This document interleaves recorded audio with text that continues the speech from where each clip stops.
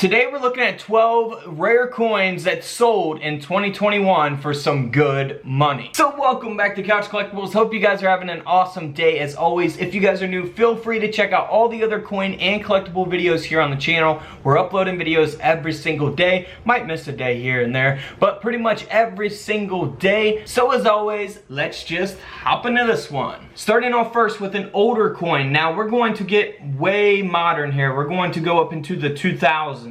Alright, so this is an 1843 large cent. Alright, so there's all kinds of different large 1 cent coins out there. Maybe we'll save that for another video and do the history of, large cents. But this is graded at a VF30, so it's not a, high mint state grade or anything. If you did have something like this in a mint state grade, you're talking a lot of money. But this coin has a mint error. It's been struck 15% off center, so that is going to make it pretty rare. This coin ended up selling for over $2,100. Now here is an 1865 3-cent nickel. Now this coin is graded at an XF40 by the coin grading company PCGS. This coin was also struck off center, 25% off center to be exact. And if this coin was not struck off center, it's not really going to sell for a ton, but because it is off center, this coin ended up selling for over $1,500. $1,500 coin there. Now here is a 1951 Lincoln cent that has a couple different things going on here. So the coin was struck off center, which we can clearly see in the images displayed, 30% off center.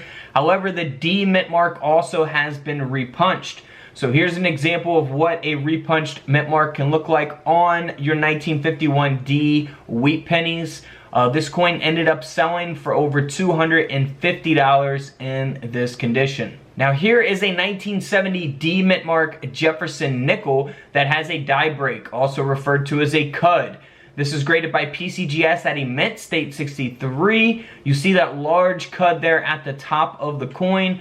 On the reverse of the coin, you'll see it faded out on the opposite side. And this nickel ended up selling for over $190. So always be on the lookout for die breaks on your coins, when you're going through coin rolls from the bank or, even in your pocket change. Now here's an extremely damaged $1 coin. It's an Eisenhower dollar coin. And you see all the damage on the coin. It's just been scratched up, nicked up. I can't believe someone would do this to this coin because it is a mint error. The coin has been struck off center, as you can see here in the images displayed.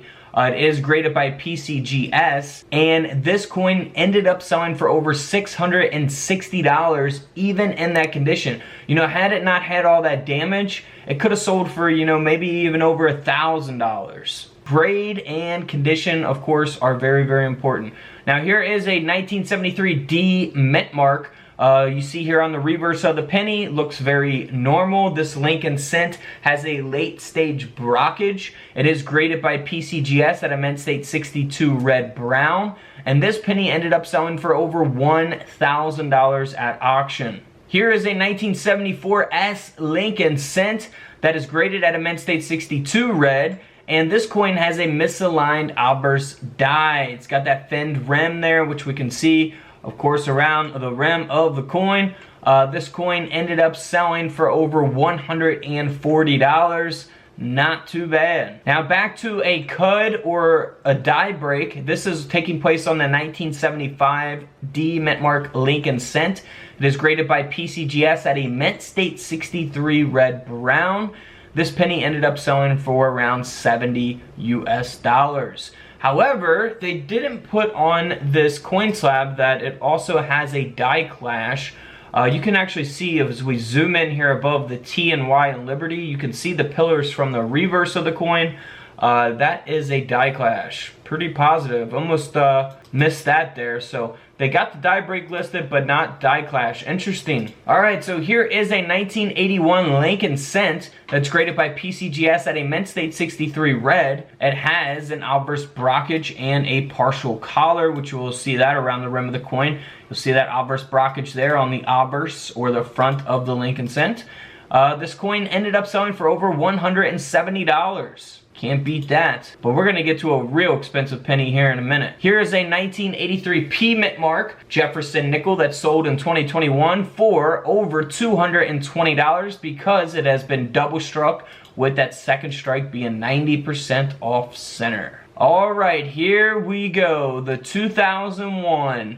This Lincoln cent looks like a good old regular 2001 penny that you would never even know, anything was wrong with it, or that it was extremely valuable. And all you would have to do is turn it around and see the reverse is a Roosevelt dime design.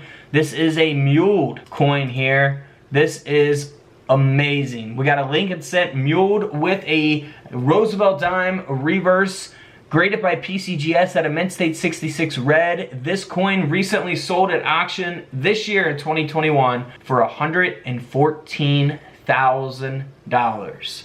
Can you believe that? $114,000.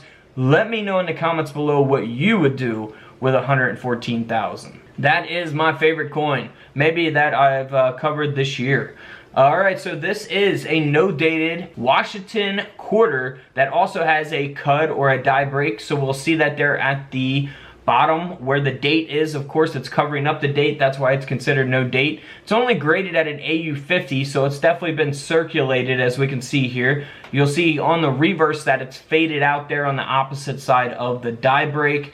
And this coin ended up selling for a little over $80. Now, had it been in a mint state grade, a very high grade, it could have sold for even more money. So grade, super important. Different types of errors on different dated coins.